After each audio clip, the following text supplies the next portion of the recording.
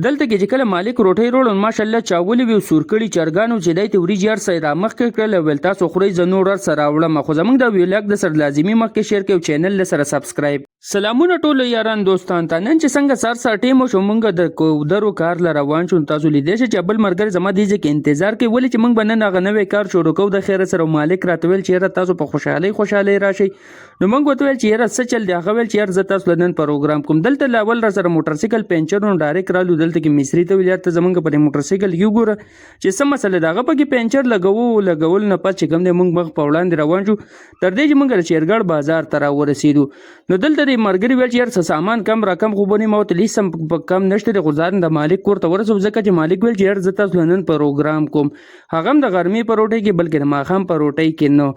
موږ ډیر په خوشحالي روانو تر دې چې موږ راتیان نو کله وخت تاسو لیدې چې ډیر په خپل په مزیدار لارو کې روان یو او دلته کې چې کله موږ د دکاندونو راوځو نو ماشاءالله په دې تنګ لار کې را نه یو خو مخه چینچی را بل رنده خښتو ټرالي مخ کې شو نو د تمول په ست طریقې سره ته واوړه تر دې چې موږ کودرو نیر ته راورسېدو د مخامخ چې کوم مالک ولاړ دی دا مالک دی چې موږ ته دلته کې انتظار کوو بس دغه مالک سره مونږ میلاو شو دلته کو د بر مرګری ویل ته ورشه پنای وکه چې تاسو په کور کې نن مونږ کار شروع کړو بس ما د دلته کې اډو کې مډو کې راکلو ډایرک د کور ته رادن نه وته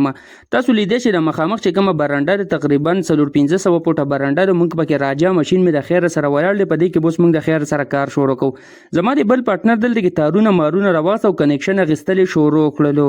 ځکه د مخامخ کم انجن راوړم دا مالک راوړل بل چې یاره تاسو به دې باندې کار وکړي ځکه زمونږ کې بجلی زیراځي ما وتل بجلی تاسو کې نه زیراځي بلکې زمونږ په علاقه کوم دا مسله ده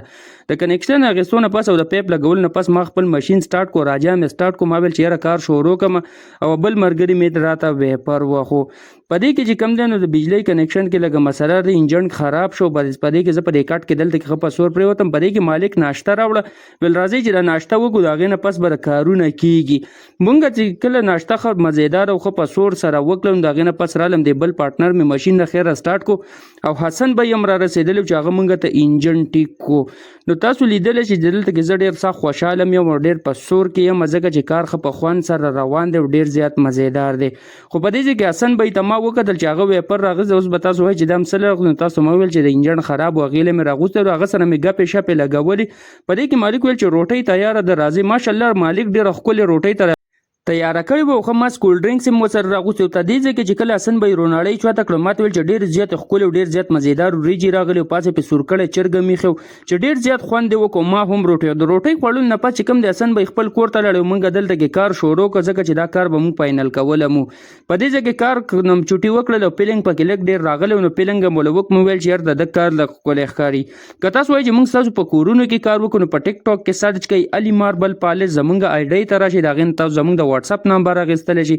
بس هلته نم چټي کول نه پس مونږ ډایرکټ د اتیانو ریل پټلې تر اوسو دا غزند چې راوغ د شیرګل تر دلته کې زمونږ د مرګرو د بیټریانو تاسو هم وکړو تر دادی چې موږ د بیټران تاسو کو د ویل چې زما په کور کې بیټری نشته ما ویل صحیح ده کته زموږ چینل نه سبسکرایب کړئ چینل لازمي سبسکرایب کړئ مخکې دوستانو سره شیر کړئ دې چې موږ کلی تر اوسه ما ویل زه په دې ځکه خپل ویلاګ ختم ملاوي ګو پر روان ویلاګ کې الله خوشاله ساته ډیره مننه